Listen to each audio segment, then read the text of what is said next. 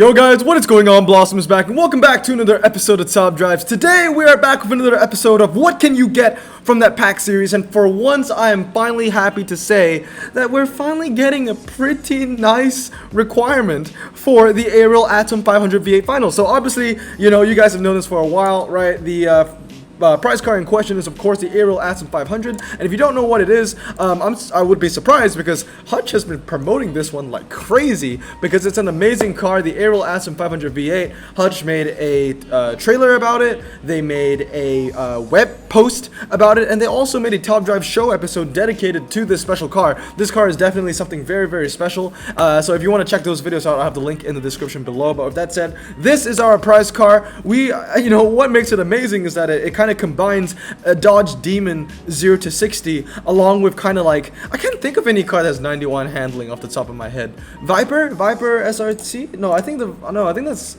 89, right? Not the ACR, but just the SRT. Let's have a look. I don't know why I scrolled so far away from Dodge. Is it 91 on the Viper? It can't be. It's like 89.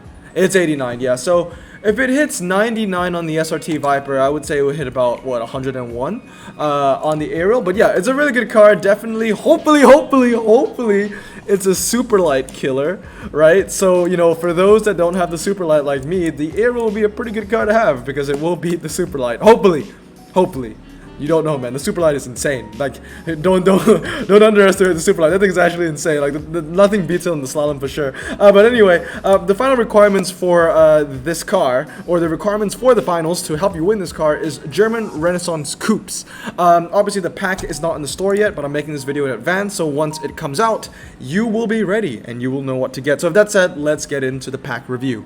Alright guys, and we are back, and I have to say this is a pretty decent pack. We start off with about 9 ultra rares. Obviously we're greeted with an RQ19 BMW, and you'll be seeing 2 RQ19 BMWs in this pack. The first one being the BMW 645 and the BMW 335. Now granted, back in the old RQ system this was RQ20. It's as useless as every RQ19 BMW, so I'm putting it in that category. Anyway, moving on is the Roof Turbo 3.3 and the R56 1.1. Really, I'm okay with the 3.3. It hits about 89 handling. It's 4.20 to 60. The MRA is not bad. It's actually very good stats for a 70s car. So I wouldn't be too upset with this one. I would be a little upset with the R56. This used to be a super rare. The only reason it's ultra now is because it has standard tires, but then there's so many better standard tire alternatives over the R56. In fact, I think it was always standard tires, maybe? Why did it get an upgrade? Did it get an upgrade because it went to standard tires? Or did it get an upgrade because it got medium? Or was it both?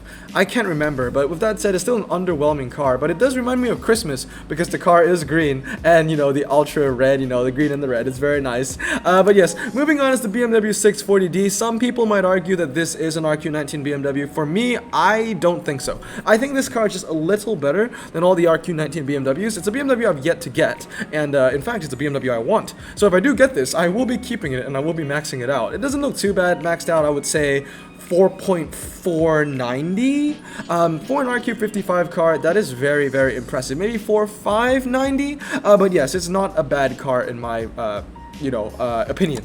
Anyway, moving on is the BMW Z4M Coupe. I would love to have this car again. I have one maxed out, but I maxed it out what I think is the wrong way, 969. I'm pretty sure 699 is superior in every way besides the slalom and the hairpin. So no, I'm not going to let go of my 969 version. The 969 version of my Z4M Coupe, which is the one I have right now, is just going to be the slalom and hairpin spec Z4M. So hopefully if I do open these packs, I would love to get another BMW Z4M Coupe. This car, I feel like a lot of people actually underestimate. It's actually really, really good. The 0 to 60 is low, right? I think it hits about 4.0, and the handling is 94. That's actually really, really good for a car that isn't even RQ60, right? So this is a mid-tier Ultra getting higher tier stats.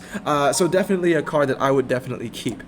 Moving on is the BMW 640i xDrive. Once again, now this one I think is a little overrated, right? The stats aren't bad, and the MRA is decent. I think the MRA is in the 80s, 83, something like that. The handling isn't bad as well, but you know, it's low, right? It's low ground clearance. It has four-wheel drive, but I think it's overrated because of that four-wheel drive capability.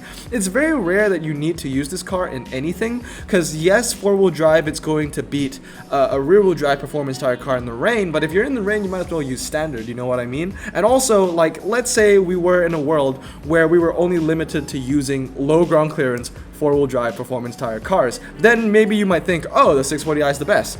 But it isn't, because the problem is, when it comes to the drags, it's going to lose to a 996 Skyline R32, and it's going to lose everywhere else to the Ford RS200. So you're better off with an RS200. I think the RS200 is only one RQ more and better in every way. So the only time you will actually need this is when it's rain. The event is restricted to performance tires only, so four-wheel drive does get that advantage, and it's also German Renaissance, or I guess just German in general. If not, it's a very niche car. It's decent with stats, but it's barely used. Moving on is the BMW 440i, and once again, this is a pretty good medium ground clearance car. It's not the best. It will lose to the Evo 4. It will lose to the Maloo, but still, it holds its own. I would say it is worthy of that 62, right? It has a very low 0 to 60 and decent handling. You max that baby out. 89 handling combined with medium ground clearance, definitely a decent keeper.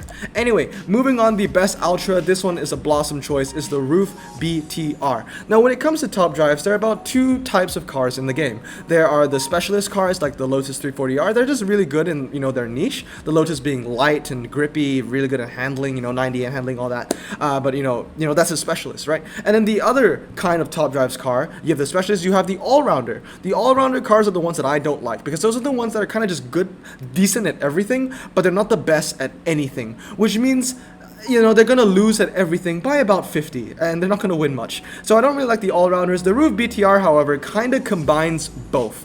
It's an all-rounder, but it's also the best in many things, right? You have the BTR at 996. It's going to be the best dragster for German Renaissance, for Ultra Rare. It's also the best dragster for German Ultra Rare, right? Because the main competition that kind of takes it apart would be the Temora, which is British, or the Lamborghini Countach, the Thanos Countach, which is Italian Renaissance. So in a general sense, it will lose to the Temora and the Countach in the quarter mile, the half mile, and the test bowl, but also in a general sense, it's still the best Ultra Rare 996 or 332 for the 1 mile, because it beats the Temora, it beats the TVR Tuscan, it also beats the Countach, the Thanos Countach.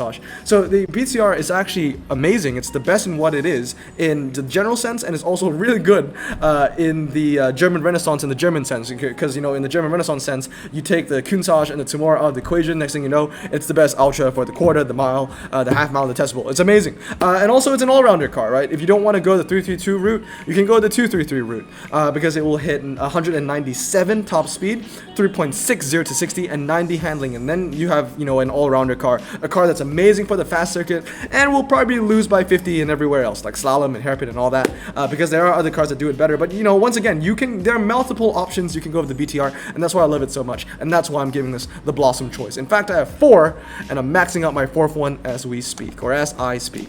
Anyway, moving on to the Ultra Rares. Now we can finally see that this pack, this carbon fiber, is actually pretty decent. The German Renaissance Coupe carbon fiber is actually pretty decent, because we start off with 69 straight off the bat. In the old RQ system, that is RQ24, which means you cannot get an RQ23, which means you cannot get the worst of the worst epics from this pack, and the high-end epics in this pack are actually really good as well. Anyway, BMW M240i is what starts us off. Also, I am a little biased because the 2 Series, or the M2, is my favorite series of BMW. So, you know, I might be a little biased, but I do love the M2s. Anyway, moving on is the Roof RCT. Nothing too special about this. I've had this before. I've used it in the past. Along with that is the BMW Nazca C2. I'm pretty interested about this one, right? It has really good stats. Obviously, it has no MRA, but if you 233 it, it'll be a pretty good option for anything twisty, really. So not a bad car. Moving on is the BMW M2 Delimited. It is my favorite BMW, my favorite modern BMW of all time. I'm a massive fan of this car. Honestly, I am thinking about buying one in real life. I would love to get one in real life. The BMW M2 Delimited, I love this car. Not even Delimited, just the M2, right? But yeah, or even the M240i, I'm a huge fan of that. But it's an amazing car, but once again, it's low, and there are cars that has better stats than the M2 Delimited, so it's not the best thing you can get from this pack. But hey, if I got it, I'd be happy. In fact, I have one already. Anyway, moving on to the BMW M6. Once again, it's just a little better version of the M2 Delimited. As you can see, 4286 to 4085. This does have better MRA as well, but once again, this car is low. Moving on is the Roof RGT. Once again, the RCT and the RGT. Is it the RCT? The other one, was it the RCT? Yeah, the RCT and the RGT are kind of crap. I wouldn't recommend them. The RGT is amazing MRA, right? It's like 100, but then that is like ultra rare 0 to 60. Like 4.6. That's really bad. Like the Roof BTR has better better 0 to 60, I think. 4.3. The BTR is literally better. What brings this car up is the high MRA, but then if you want high MRA, you want to go compressor, which we'll see in a bit. Anyway, moving on to the BMW M2 Competition Delimited. This is the highest handling epic you can get from the pack at 87. Along with that is the Roof RK Coupe. This one's also pretty decent as well. 85 3.8 is a good all-rounder, but it's not as good as the Roof BTR2. It's an amazing car for the drag. I would 332 and only 332 the BTR2, and then I would 233 the Roof R compressor. But you see what I mean? This pack is looking pretty good because the compressor is an amazing machine. It's like, think of it this way, it's the RGT, but better in absolutely every way, including MRA. It's also, you know, the BTR2 is amazing, the RK Coupe is amazing, the M2 Competition is pretty good as well, and I have to say that BMW Nazca, you know, for the twisties, might not be bad. But yeah, moving on is the BMW i8, another car in the RQ79 club. Once again, amazing machine, you know, not great MRA, but we have amazing stats. 3.8 0 to 60, 86 handling, and then 4-wheel drive. So if there is any rain, this car will be good. But yeah, really good stats to kind of back up. The 4-wheel drive is kind of like a bonus, but the stats alone are already very decent on this car, especially, you know, when you think about it, 86 handling is one of the highest when it comes to the epics. The highest is 87. So, you know, the competition is pretty, you know, in a general sense, this car wouldn't be amazing, but in the German Renaissance sense, this car is really good. But anyway, moving on to legendaries now. We started with the Roof SCR42. Amazing machine, this. Not much I have to say about it besides the fact that it's an amazing machine in real life. I don't know how it is in the game. It's kind of a unicorn car in the game. I don't see a lot of people use it, which may not be a good thing to say about a legendary. But once again, a legendary is going to help you in a tri-series like this. Moving on is the Volkswagen W12 Synchro. This one's tough. This one is tough. This one is making me not want to compete in the finals because so many people had this as an epic and so many people already have it maxed. And once again, this is a good car. You know, once you have this thing maxed out, it's crazy. I think it's like, what, 2.8 0 to 60? Like, it's under 3 seconds for sure. And it's 95 handling. The car is insanely light. It has 4-wheel drive. So, you know, being the fact that it's insanely light will be really good for the twisties. This one's scary. This one is scaring me. A lot of people are going to have this in the Tri-Series finals, in the top hands, and I don't have one. So that's really setting me back a bit.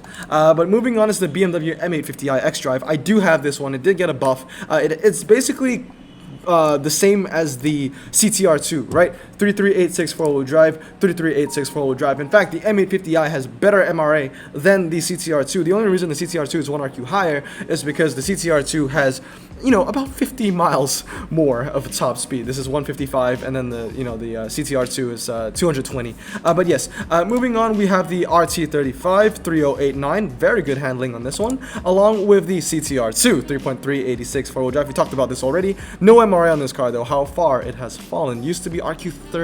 But moving on is the Roof Turbo R Limited 3685 212 top speed. Moving on is the Roof CTR3. Now this is, I think, the best handling car you can get from the pack, period. I don't think there's anything higher than a 90, but we will see. So far, we haven't seen anything higher than a 90 though. So yeah, this is a really good handling car. 3.1 90 handling and the top speed of 233. The MRA is okay. It used to be good. It used to be really good. Now it's just kind of decent.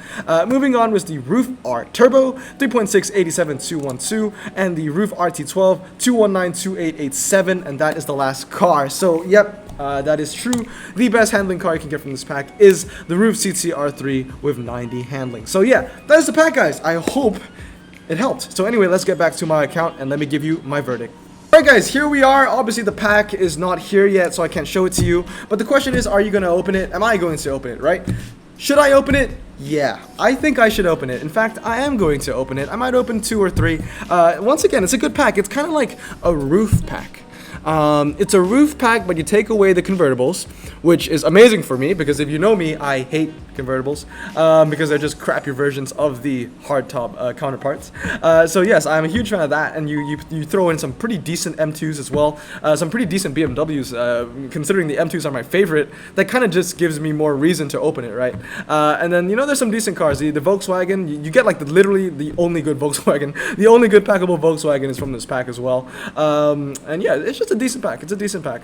Definitely one of the better packs we've seen. Obviously, in the past couple of finals, they've been pretty dodgy, right? What do we have? Italian Renaissance rear-wheel drive, which was like, eh. There were a lot of bad cars in that. And then we had the Italian convertibles, which was, eh. That was really bad as well. We had some pretty dodgy Tri-Series finals. So I have to say, in a general sense, this is better. It's one of the better packs. But should you open it? If you want to go for that aerial atom, hey, by all means, I would recommend it. I would definitely recommend this pack as well. I feel like I don't recommend more packs than I do, so this one I will recommend. But then take my recommendation with a pinch of salt because I am biased towards the M2s. But once again, like I said, there are some pretty good cars from this, right? VTR2, compressor, the Synchro, the CTR3, and some of the other higher tier roofs as well, the 4-wheel drive ones, not the CTR2, but there are some really decent cars and the BMW i8, so it's not the worst pack. And like I said, the ultra rare count is low. You can only get 2 RQ19 BMWs, which when you compare to other German packs where you can get 20 RQ19 BMWs, it's a big difference. And the worst epic you can get is actually not even that bad. It's RQ69, RQ24, it's not even 23, right? So with that said, I hope you guys enjoyed this verdict, and I wish you all the best of luck in the finals. Have a great day, wash your hands, and I'll see you all next time. Blossom out.